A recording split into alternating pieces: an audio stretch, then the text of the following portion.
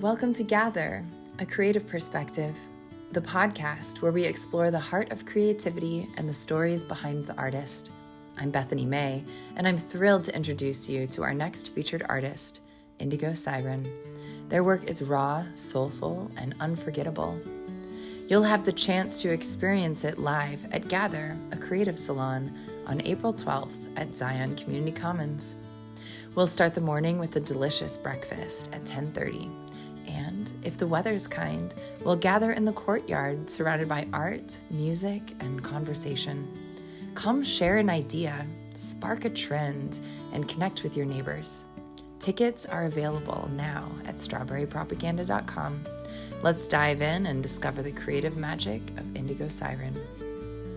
Thank you for being with us today. Thank you for having me. Yeah. You lived in California for a while, didn't you? That was sort of a commonality. We both were in California. I actually, weren't you in Inglewood? Right? Because Inglewood is where the guy who taught me how to screen print lived. So it's funny, we were like, I was going down there a lot. Yeah. Like 10 years ago. I don't know when you were there, but I was there in 2017, 16-ish, and because I was going back and forth because I was deciding if I wanted to move. Are you from Minnesota and then you went to California and then you came back? Yes. Okay. But I also have spent time in the Caribbean because my mom is from Antigua. Okay. And so I grew up going back and forth there too. Okay, so you're like bopping around all over the place. Yeah. And so have you done music in all of those places also? Or I have.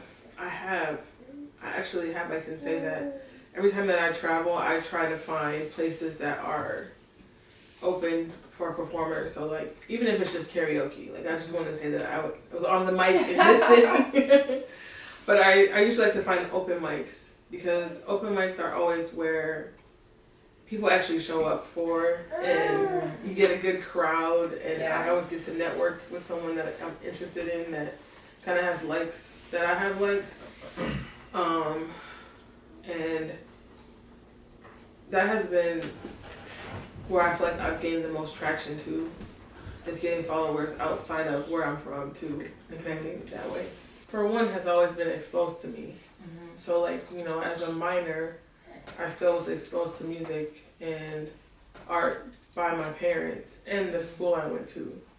From my youth up until, like I said, I was in choir and this and that, I was dancing a lot.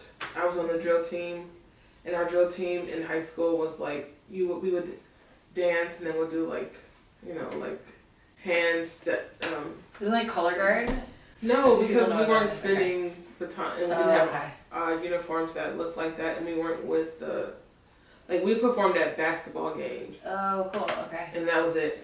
Oh, okay. We weren't a cheerleader. You were like a dancer. Drill, yeah. Okay. We wore army fatigue and t-shirts. Oh, cool. It wasn't like anything like sexual looking, and I like that too because I'm like, I didn't want to be in that. Most of that stuff didn't look right on me to me, so I was like, no. Was it men and women? Like yeah, it was. Okay. It was. Cool. We had more women than men, but there was probably like 3 guys. Okay. Yeah. So did that. I remember being a kid and actually like one of my sculptures won a contest and was in the Walker Art Museum. Cool. Yeah, I was like, as a child, I was like, oh my gosh, that's huge. It's like many people want to get in there. But they do that for all the kids. Like they presented art, and mine did win by vote, but still, like, all the kids have the opportunity to swap it out like weekly, so it's not like, you know what I mean? Like, but anyway, so things like that, like even that just kind of hit something in me, like, oh, my art can be noticed. And it was an interesting project because I remember it was like they wanted you to turn a flower into a piece of furniture. And so my idea was, in my head, I was like, well, the birds of paradise, to me that looks like something you can sit on. So I turned it into like a bouffant, like a little chair, where like the arms were the petals, and the big back was the I totally see it. Yeah, you see it? I'm trying to describe too much. No, yeah, I'll put like a picture of a bird of paradise. Okay. I totally see it. Yeah. Okay. I've always been like, where's the bird in it, actually? Yeah, it's not. That was something early on. And then while I was in high school, when I got out of high school and I went through college, I would say that I probably didn't do a lot of art. A lot of it was more of my psychic work. And that was having a mentor who was psychic, being in a group of mentors who practiced psychic abilities. So then one of the things that are like, what's really huge for me is going to this, what they would call a practice circle, where people would come in from the community. So this was donation only, and you could leave as much money or less money, whatever. But we sat in a circle, and whoever wanted to ask a question would ask. They didn't force you, so you'd have to like raise your hand. And so, someone might ask, like, my mom just passed, and we really need to figure out, like, where she left her will. And we are all like, we've been searching, and so everybody will answer. And at first I was kind of nervous to answer because I was, what if I'm wrong? Or, there's pressure there, especially when people don't really quite understand that we're all psychic. And like, they make it seem like if, oh my gosh, she has something I don't against me, so now you know my thoughts and I don't, type of thing. Oh, absolutely. So that's always been scary for me, even though I've had the ability since I was a kid, But anyways, so if the person comes in and they answer, they'll take notes and stuff. Some people will come back and tell us like, yeah, we found it. Thank you guys. You helped us narrow down the location. Yeah. And so as I was coming, I started hearing more, like hearing their passed on loved ones' voices, or getting a vision of the question being answered. Of their question being answered, or just getting a whole other message that maybe doesn't even have to do with what they asked. And you can decide if you want to share with them or not. So that was nice because that space was very like moldable. It didn't feel like pressure. I felt very comfortable enough to share. And it expanded my abilities because it was a practice. And I started doing it outside of there. Started actually doing services. And so I went through a phase of just diving strictly into spirituality. That's when I left the church. I was going to church still during high school and getting out of high school. I was going to mostly a Pentecost or a Baptist church. I've always felt bad about my ability because of religion. Because I learned that, Jesus is supposed to have these abilities, but I'm not. Instead of being able to be a healer on my own, because we have to be. Because we have to be able to heal ourselves and reflect on ourselves and check in with ourselves. And be like, oh, let me get some fine tuning on this area because obviously I need some changes to happen, But, and I think that takes a healer to be able to do that, And so I really learned a lot from being in that space about consciousness, spirits, what they are, what they're not. Things that I have seen with my own consciousness and my own eyes that terrified me, that found out aren't as terrifying as I thought it was. Absolutely, yeah. Like, what? That was not even, it's malevolent, like what? So, I just, I did that, I would say, for some years, and then, I'm trying to think when I got back to performing.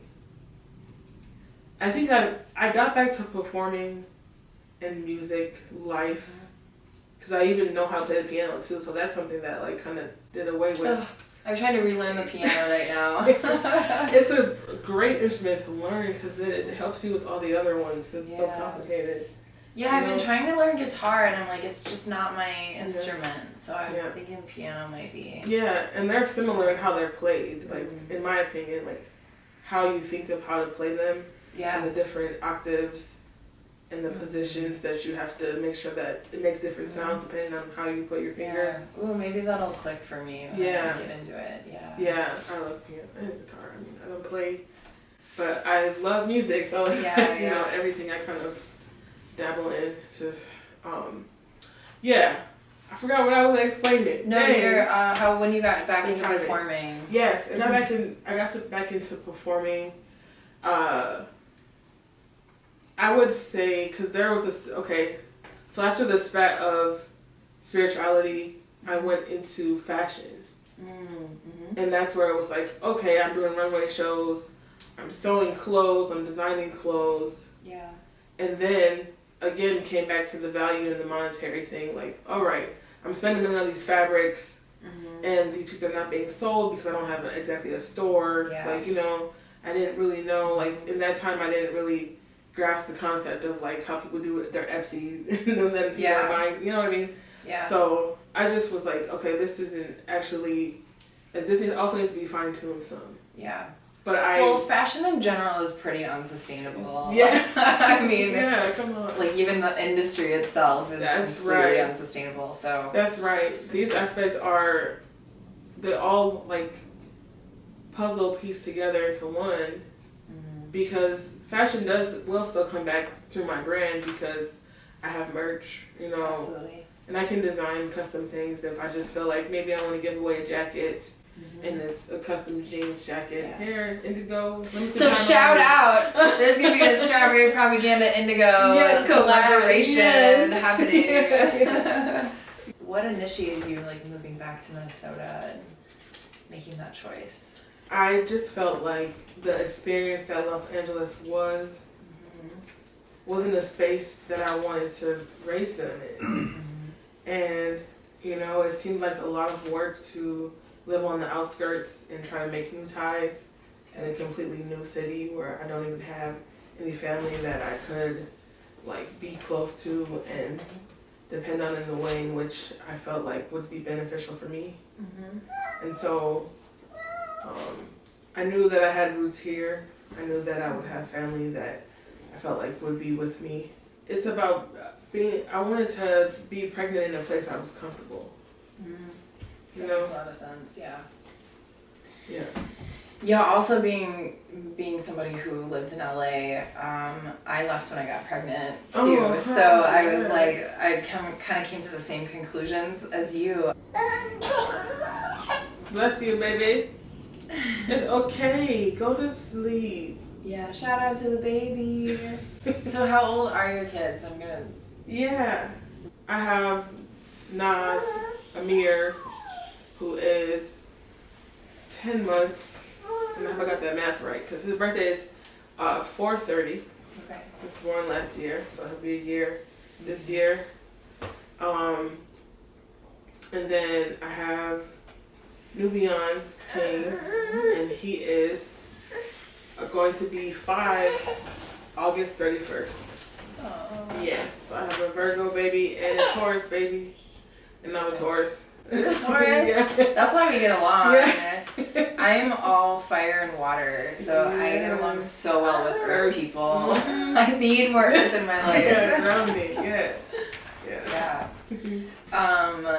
That was a lot of fun last year when we did the show, your concert in my backyard. Yeah, that went really well. See, that I'm so glad that we connected and decided to work together. Yeah. Because those are the kind of experience I would like to create more of, and like seeing the spaces fill up. Yeah. That was the only one of its kind. So, and a lot of people were like hitting me back up that they couldn't make because something happened. Yeah. And I'm like, oh, you really wanted to come, so you check back in. So like, yeah, I need to stay on top of having consistent ones. Yeah. So that people get the opportunity to come because things happen. Yeah. You know? We should turn Gather into an Indigo takeover. Oh, if I could have my own production and choose how my show would go, and have no limits to how much to pay for it. Ooh, I want to know. I want to go. Okay, give us the picture. Like, what can we all expect long term when this is what I would want. I would want eventually, if my children are interested in performing with me too, so that they can incorporate it in their lives too, but not feel forced. I don't want to do that. share with you how I got there. Oh, maybe like it was really bad traffic. You know, I like talking to my audience.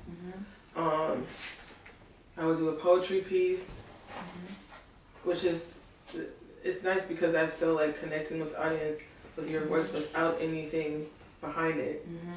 And then I would DJ some music, play some tunes that are chill, you know, and then go into one of my pieces that are on the calmer side and make it like a story. So like this song is The Argument. I was just thinking because it's our actual song. So this song is The Argument. And the argument is about, you know, a time when I was arguing with somebody that bothered me, but I was trying to hold respect. And so at the same time, I was sharing that in that moment. And then do the song, and then make some more music. And then as the show goes on, pick up the pace a little bit faster so that I could DJ different types of music for people and share parts of me and parts of songs that I love. I also listen to a lot of like global music, and I feel like sometimes I think that's probably the most unique thing about how I DJ, because at least I'm gonna play one song where you're like, oh, what's this? Where's this from? But it sounds good and makes you feel and move. That's also something I want to incorporate into the production of my music, because I'm interested in using solfeggio beats. And do you even know what that is? Yeah. So solfeggio beat frequency is a frequency that creates healing in your body. There's different frequencies that affect you in different ways. There's one for grief. There's one for relationships. There's one for just general healing. There's one for pain, so you can help it physically. But I want to add those to my sets too.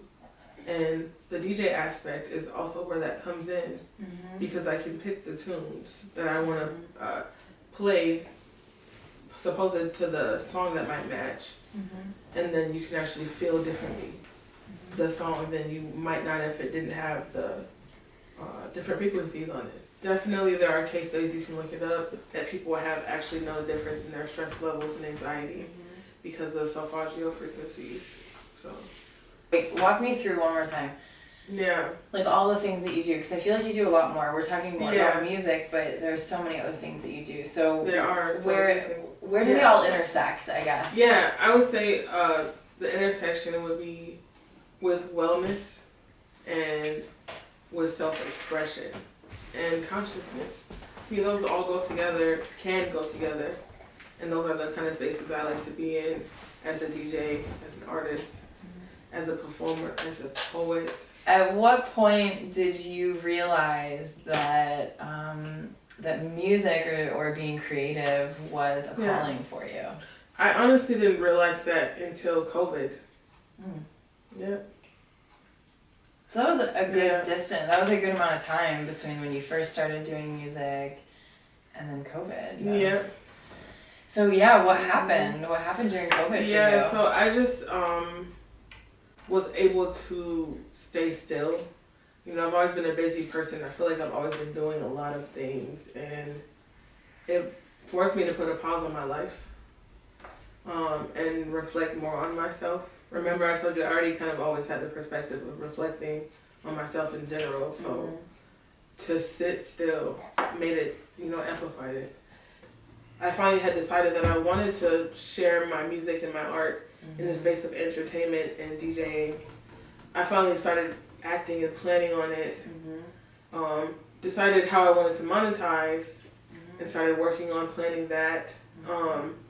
And that was around the pandemic, because all that stuff came to a head. Baby came in 2020. And then I was like, okay, now how do I do this plan that I still want to stay on the same trajectory with the baby and continue planning? So I learned to make sure I keep the balance. When I feel like something is pressing too much, I try to pull back from it. Maybe if it's not making me enough money or taking too much of my time, I might adjust it and use something else. And to me, that kind of translates to being a hustler also, because you have to be, you know, creative with how you move through life if that's the lifestyle you choose to live. Absolutely. So what is it? I guess it's more of what you're putting out into the world, right? So is there something that you're focused on? To raise consciousness in my receivers, whoever interested in me, whoever follows me, also give light back to, you know, because I feel like when you can work on mastering, because nobody's perfect, you can work on mastering mindfulness and self-awareness, you can reflect on life a little differently and maybe have more peace. And so because that's helped me, I want to share that with other people. Yeah. I just try to practice mindfulness. Meditation helps me. Yeah, what ways do you meditate? What are some of your ways? I meditate in yoga poses sometimes.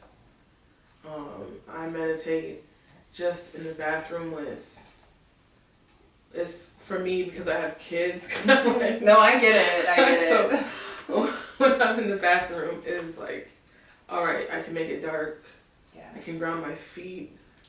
I can envision myself as a tree and expand out and breathe and not have to worry about distractions except a sound.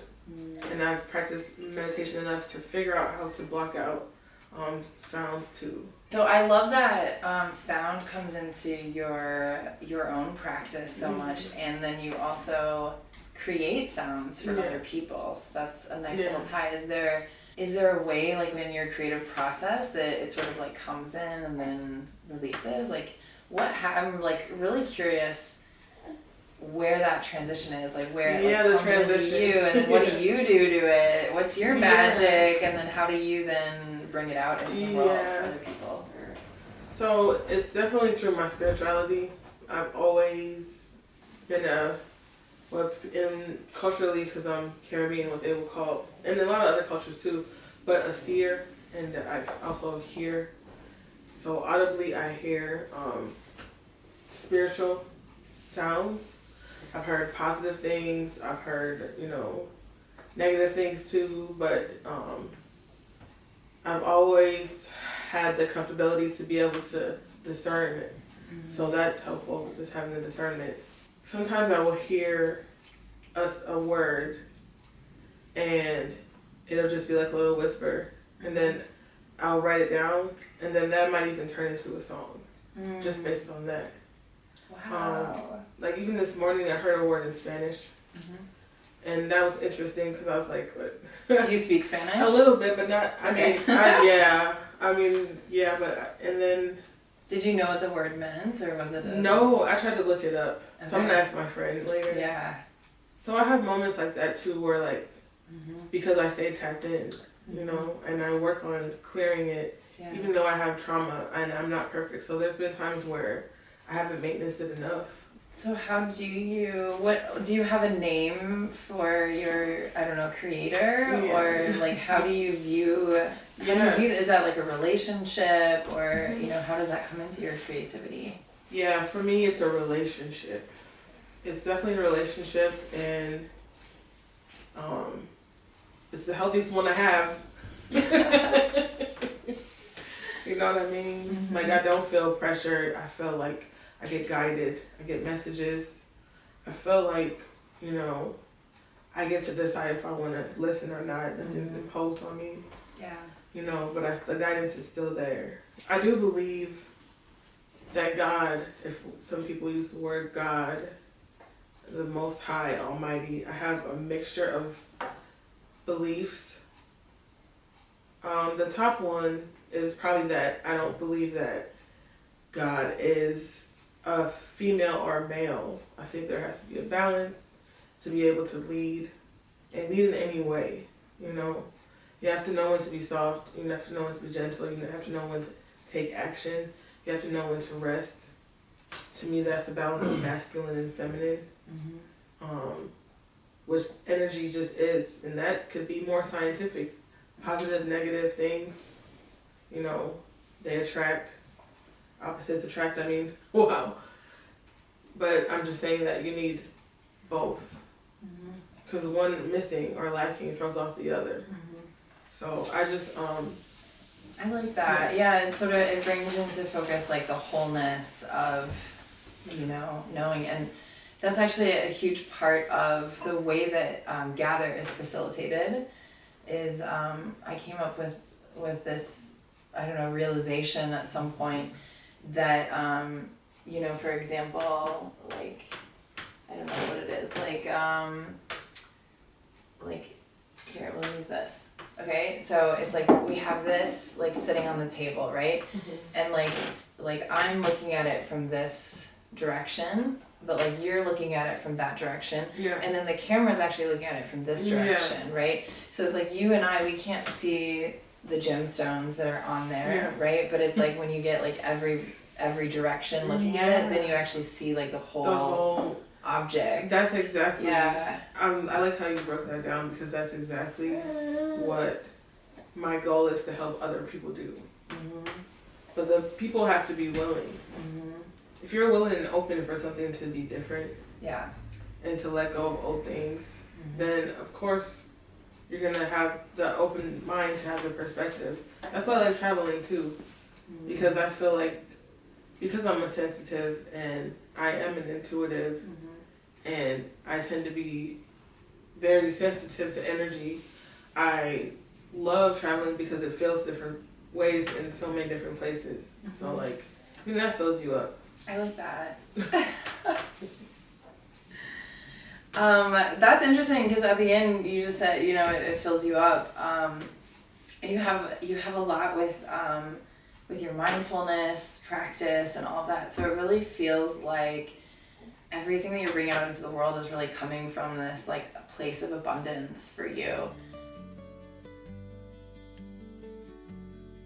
Are there any people that have made a major impact in your life? This is always a hard question for me to answer, because I feel like there's so many. I really feel like that's something that shifts with who I am. You know, and I think that's why, and because I'm such a creative person, depending on where I am in life, like someone could have inspired me that I may not know that well, that I might be frequenting the library, and all of a sudden like I'm seeing this person every week because I'm there, and all of a sudden they've made me have some realizations about myself that are huge, and I just am like, they could be inspiring for me, you know, more than anyone in that moment has been. But I have some pillars, you know, like my mom is definitely a pillar, because the places that she put me in are the reasons why I'm the way I am, and things that she's afforded me to be comfortable with in myself, you know, is something that she helped. There's also parts of me that are just, I am who I am, and it's natural, which is why I might be different than my sister or my brother, you know. So my mom, my dad, my besties, my riders, Abe, Sequoia. I do appreciate Rashad. Rashad's the baby daddy, but he's also one of my best friends. Yeah. I am inspired by my kids too. Like, they're my legacy, you know, and I have to pour into them so they can be like flowers growing in the garden. Like, you know, We might even hear some of them a little on the recording. It's in your background. So, I mean, I know for me, becoming a mother had a huge impact on my own art. So talk a little bit about that for us. Like, what is so important for you to pass on to your kids? So like legacy. Yeah, legacy. They are. To me, it's just to pass on to them that the world is hard, but it's okay to stay positive and be positive, and it's okay to continue to love, even though there's dark people, you know, and it's okay for you to keep boundaries. And it doesn't mean that you won't dabble with somebody who's not great for you. You shouldn't feel bad for that. You know, you should be able to, you know, have confidence in yourself enough to be okay with if you're flawed, and in what ways it doesn't matter, you know. And that's it. Like, I don't have this thing where I'm like, oh, I want to make sure they don't do this, or I want to make sure that I give them what I didn't get, or I want to, no, I just want them to exist in a space where they can be at peace and healthy. And if the world shifts that, then to be in a space where that's fine too, and to accept that. We know the world is changing. We know that the world is not the same world that we grew up in. Yeah. And so it's no matter what happens to the world, how can you pass on that essence of I don't know what it is, like decision making or intuition, I guess, a lot of it. You talked a little bit about some struggles that you had in the industry. Is that what are some differences? I know for me there's a big difference in like the industries and the way that people think about and talk about and interact with their own industry in Minnesota versus in California, and then I'm sure in other places in the world too. Yeah. So talk a little bit about what your experience has been with, like, you have all this like creative energy, and then like how are you fitting that within the industry? Yeah, I feel like the value of artists in Minnesota is lacking, because in my experience, and not only my experience only, but with my experience with other artists and, you know, communicating and even talking about the same subject, people are getting scammed, you know, people are not being held valuable. When you try to hold a value for yourself and have a standard and be structured and have a contract, it's not taken seriously. Or else, even as an artist, maybe you don't even have the funds to get a lawyer and even defend yourself, because that's the life that you live as an artist if you decide to be one, and not just a 9-to-5er. I just wish it was different. And here in Minnesota, you know, like I said, I go to other cities, I seek out and have intent on performing. And when I have, I felt received a lot differently. I felt like people were interested in me enough to connect and not put a block on if I can perform or not. Yeah. I felt like there's been times where I've been like kind of swindled. Like, hey, I went to like, this just made me stutter because I'm like, ooh. I went to Memphis, and I just, everywhere I go again, I look up places to go. Even before I leave, I kind of plan, like, okay, I scope out their Instagram, I check out and see if they have a website and how professional they are, and then I decide to go to that place. And that's what I did in Memphis. And they only had like one.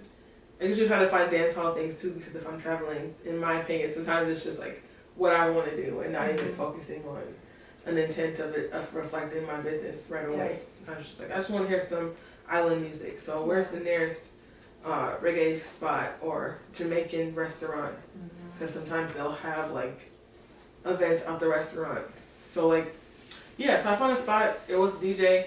Sent a message, said, hey, I'm a DJ too, I'm coming down. I just wanted to hit you up first to see, like, is there a better night that I should come out? I'm only going to be able to come out once. I'll only be there for 3 days. Like, which day should I come? Hip-hop night on this night. Dance hall on this one, blah, blah, blah. So I showed up, and the person remembered our conversation, said hello. I enjoyed the music, and as I'm leaving, they asked me if I wanted to DJ. And I said, sure, like, when do you think you want that to happen? Like, right now, because I don't have my equipment. I did bring it, because I always do. Came back, told me to come back the next day. The house DJ didn't know about this. And so I got there, and I'm like, hey, I'm supposed to DJ tonight. And he wanted to fight me. Like, he was like, man. what do you mean? like, get the F out of here. Like, I was like, oh my gosh, this is a lot, and I'm confused because I was supposed to come back here. Yeah. And this was out of, like, I wasted my time and my energy even coming. Yeah. Because I was trying to connect with another city. So, again. That's so frustrating. It is. Yeah. And that's what I'm saying. I've experienced other things in other cities too. You know. Yeah. But I've also had, you know, some blocks here too that I feel like could be easier. Yeah, absolutely. Yeah, so I just I guess, what are some things that you've learned about all of that? Like, where are places that you feel valued? How do you find value out of what you're putting out? And like the first couple of years, I was trying to like figure out like what my style of music or who my people are, and where I should play my target market. Yeah. And so I was I think some of the things I experienced because I wasn't welcome, so to speak. So like it's like, dang, I don't even match this. That's fine. Yeah. You know, and that's something I've learned too. Is like I'm not going to be relatable to everyone. Yeah. I'm not going to be everyone's taste, and being okay with that, and not feeling like I have to morph into this pop thing, this popular thing. I'm fine with being underground. Yeah. You know, as long as I'm valued. You know, and making sure that you have a team you can rely on, and that you trust, and that has proven the trust, and has gained, and continues to. Because there's definitely people that we've trusted that you no longer can't. And so some people just, I feel like, cling on to, oh, well, 10 years ago, they were riding with me. I'm like, but now they just stole your money and you're still writing for them. It's crazy. What are some things that people would get really excited about that they're gonna like be a part of and witness for this event coming up? For this event coming up, I think you should be excited to have the experience of an artist that is going to connect with you and not just their song. I think that you should be excited about the fact that I'm going to have live musicians with me. Those plans, let me tell you, live musicians are all over the place. But it's been fun playing with so many different kinds of creatives in that way, you know. And so you will get to experience too some live music. I do like to freestyle, like rap, but also sing freestyle because to me that's where more of my poetry comes back in and wakes up. Because I get to just express my full emotions and just make it flow with the vibe, you know? I don't think I've ever heard your poetry. You haven't? Yeah. Do you have? I'm like, I can like a short one. piece. Do you want to do one? Yeah, but how do you want to feel? Because well, I don't know. Inspired. Okay. What is one that you would want to share? I guess is if you have one. Yeah, I have people to experience. Yeah, I have a few. One of my favorite ones is Majesty. And that one is, I could just share part of it. It's the first one on here too, so I don't have to like scroll through and think about it too hard. But it's about loving on and loving someone, and what that feels like to me. You know? All right, so when your energy converses with my energy, syllables of the letters of your words softly tumble down the curves of my skin, trickling with gravity mimicking droplets on the glass of a fresh drink of water. Assert your I love yous on my window pane, displayed for all to see, where birds come to sing and moonlight rests its presence.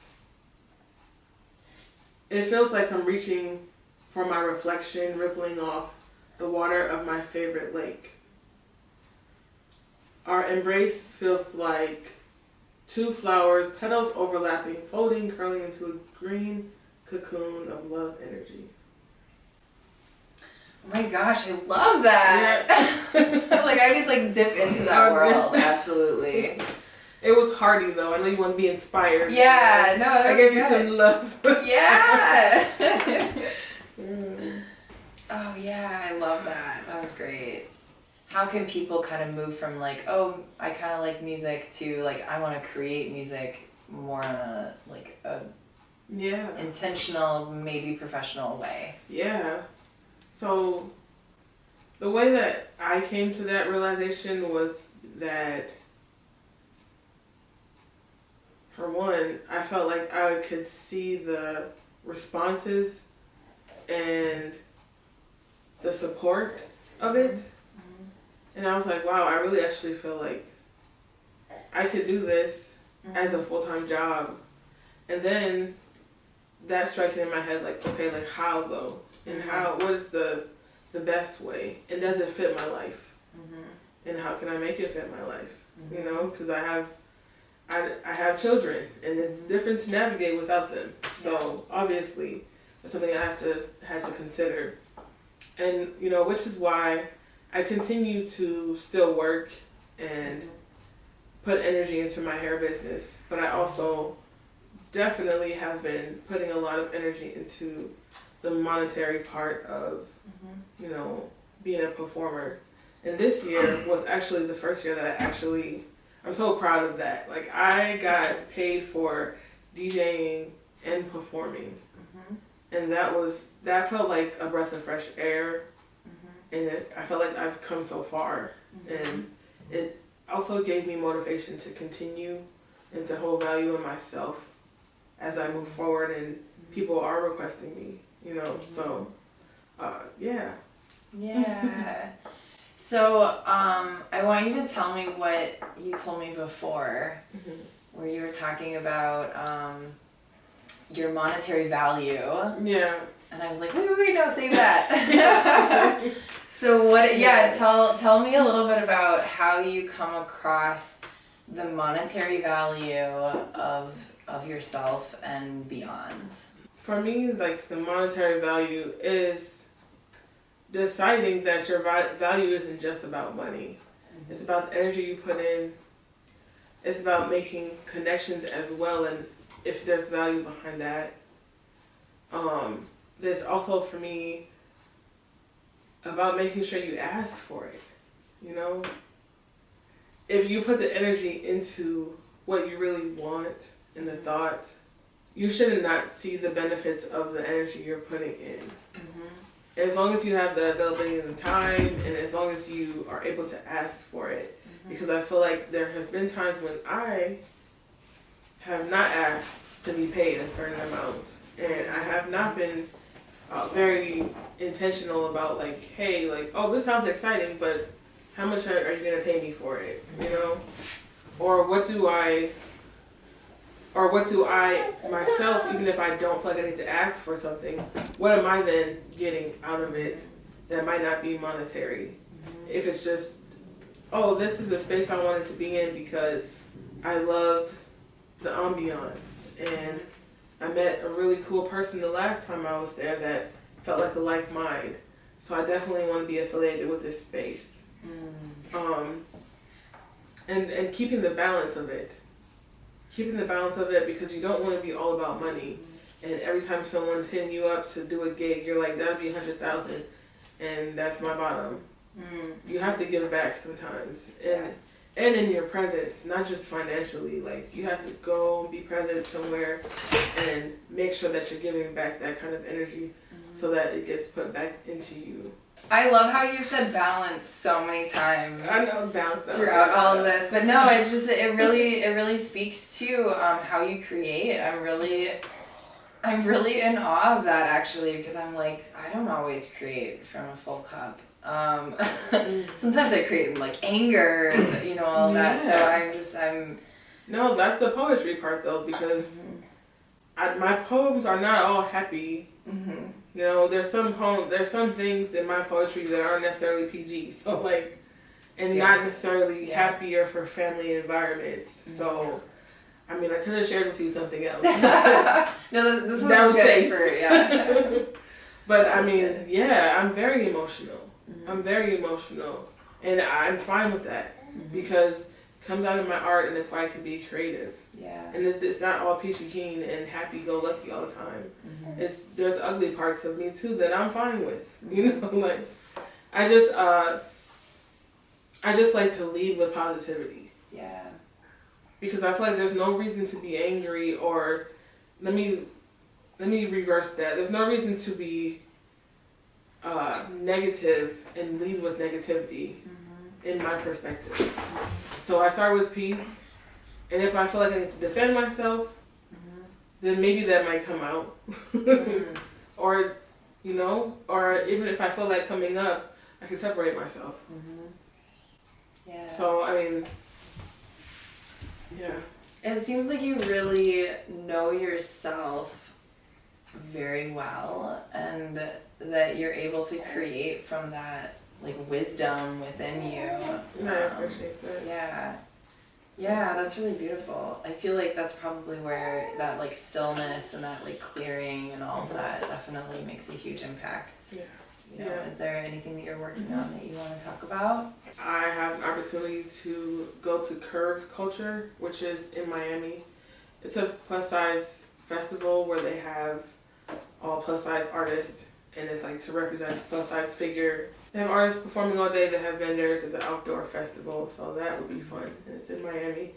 So I wanted to do that, and that'll give me some more exposure, especially in another city that I haven't performed in Miami, but I have been there.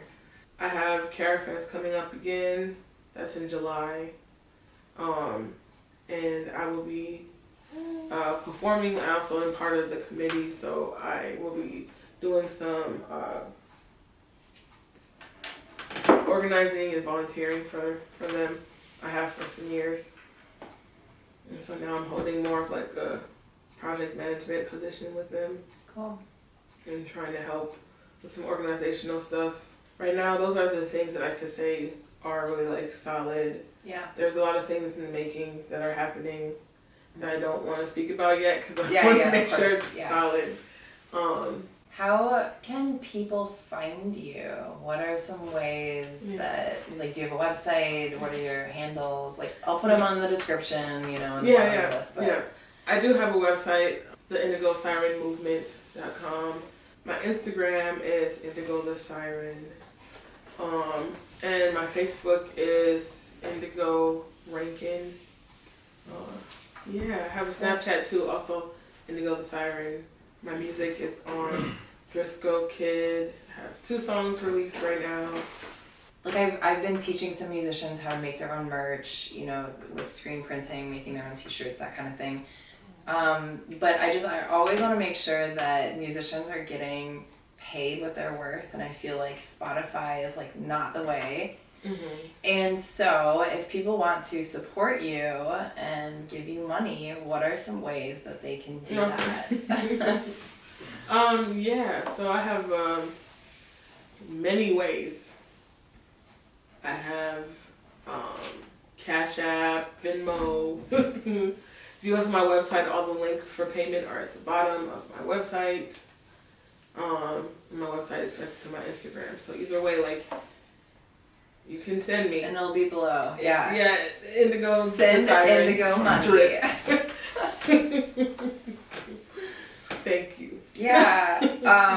And come on the second Saturday of April, we're gonna have, you know, all the things said before, and it'll be a really good time. Hopefully it will be warm enough that we can be outside. Yeah. So that's the goal, and only... Nice. I mean, you never know this time of year what the weather's going to be, but hopefully it'll be outside in the garden, and we'll have a grand time. Bring your kids, bring your family, bring your grandmothers, all generations welcome. I feel like I just, like, wrote you a little map, and, like, it all comes down to balance for you, and, like, wellness, self-expression, like, I see how it's all happened for you, which is really interesting for me, you know, just as another artist, you know, looking at your own, like, story arc. It is really inspiring. So thank you so much for coming and talking and joining on this podcast. And I can't wait to be there on the second Saturday of April. So thank you so much, Indigo. Thank you, Bethany. Thanks for listening to this conversation with Indigo Siren. If you've been inspired, don't miss the chance to experience their music and artistry live at Gather, a Creative Salon, on April 12th at Zion Community Commons. Please arrive between 10 and 10:30 a.m. for breakfast. Tickets are available now at strawberrypropaganda.com. We can't wait to see you there.